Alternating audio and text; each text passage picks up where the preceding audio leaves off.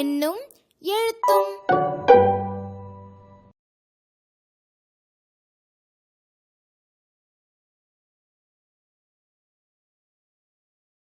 நம்ம கற்றல் கற்பித்தலுக்காக பல்வேறு உத்திகளை நடைமுறைப்படுத்தினாலும் கூட சில குழந்தைகள் படிப்பதற்கும் எழுதுவதற்கும் கடினமா உணர்வாங்க. அந்த குழந்தைகள் சிறப்பு கவனம் தேவைப்படுகின்ற குழந்தைகள். படித்தலுக்கு கடினமா உணர்ற குழந்தைகளுக்கான சில வழிகாட்டுதல்களை இங்க நம்ம பார்க்கலாம். முதல் வழிகாட்டுதலா சன்னல் அட்டை கொடுக்கப்பட்டிருக்கு. அதாவது ஒரு நேரத்துல ஒரே ஒரு எழுத்தை மட்டும் காட்டுகின்ற சன்னல் அட்டை.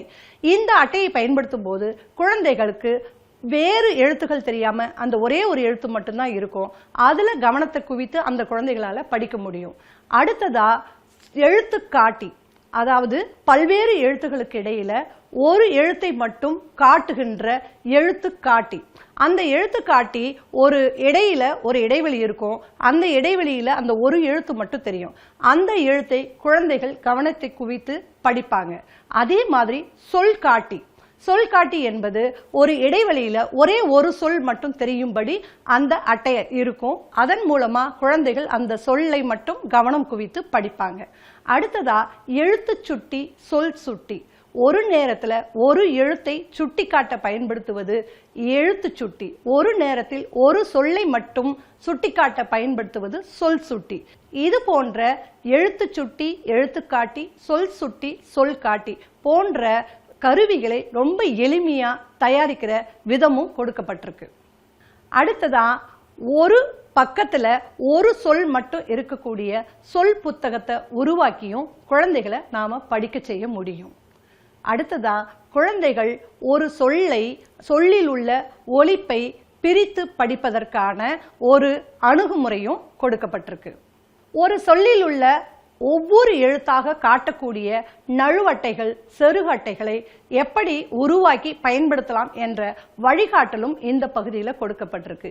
இந்த எளிய துணைக்கருவிகளை நாம பயன்படுத்தி குழந்தைகளுக்கு கொண்டு சேர்க்கும் போது படிப்பதற்கு கடினமாக உணர்கின்ற குழந்தைகளும் சிறப்பு கவனம் தேவைப்படுகின்ற குழந்தைகளும் இதில் ஈடுபட முடியும். அடுத்ததா குழந்தைகள் எழுதுவதற்கு கடினமாக உணரக்கூடிய குழந்தைகளும் இருப்பாங்க. அந்த குழந்தைகளுக்கான சில செயல்பாடுகளும் இங்க பரிந்துரைகளா கொடுக்கப்பட்டிருக்கு. எழுதுறதுக்கு கடினமா உணரக்கூடிய குழந்தைகளுக்கு சிறிய அளவில், பெரிய அளவில், மிக பெரிய அளவில் எழுதுவதற்கான பயிற்சிகளை அளிக்கலாம் அப்படிங்கிற வழிகாட்டுதலும் கொடுக்கப்பட்டிருக்கு. சில குழந்தைகளால எழுது பொருள்களை சரிவர பிடிக்க முடியாது. அந்த குழந்தைகளுக்கு எழுது பொருள் மீது பிடிமானங்களை, எளிய பிடிமானங்களை உருவாக்கி பொருத்தி நம்ம தர முடியும். அதற்கான வழிகாட்டுதலும் இந்த பகுதியில கொடுக்கப்பட்டிருக்கு. சில குழந்தைங்க இடது கையால எழுதக்கூடிய பழக்கத்தை கொண்டவங்களா இருப்பாங்க. அவர்களை ஒருபோதும் நாம வலது கையால எழுத சொல்லி வற்புறுத்த கூடாது. இடது கையில எழுதுவதற்கு போதுமான இடம் இருக்கிறதா என்பதை நாம உறுதிப்படுத்தி அந்த குழந்தைகளுக்கு கொடுக்கணும். எழுத்தோட வரி வடிவத்தை குழந்தைகள் தொட்டு உணர்ந்து கொள்வதற்கான சில செயல்பாடுகளும் கொடுக்கப்பட்டிருக்கு. ஏற்கனவே கூறியதுபடி குழந்தைகள் மணலில் எழுதுதல், காற்றில் எழுதுதல், நீரை தொட்டு எழுதுதல், இது போன்ற செயல்பாடுகளோட பொட்டுகளை எழுத்தின் வரி வடிவத்தின் மீது ஒட்டுறது, கற்களை, குச்சிகளை, சிறிய பூக்களை கொண்டு அடுக்குவது போன்ற செயல்பாடுகள் குழந்தைகளுக்கு வரி வடிவத்தை நினைவில் கொள்ள செய்யும். படித்தலிலும் எழுதுதலிலும் கடினமாக உணரக்கூடிய குழந்தைகளுக்கு பல்வேறு துணைக்கருவிகளை உருவாக்கி நாம செயல்படுத்த முடியும்.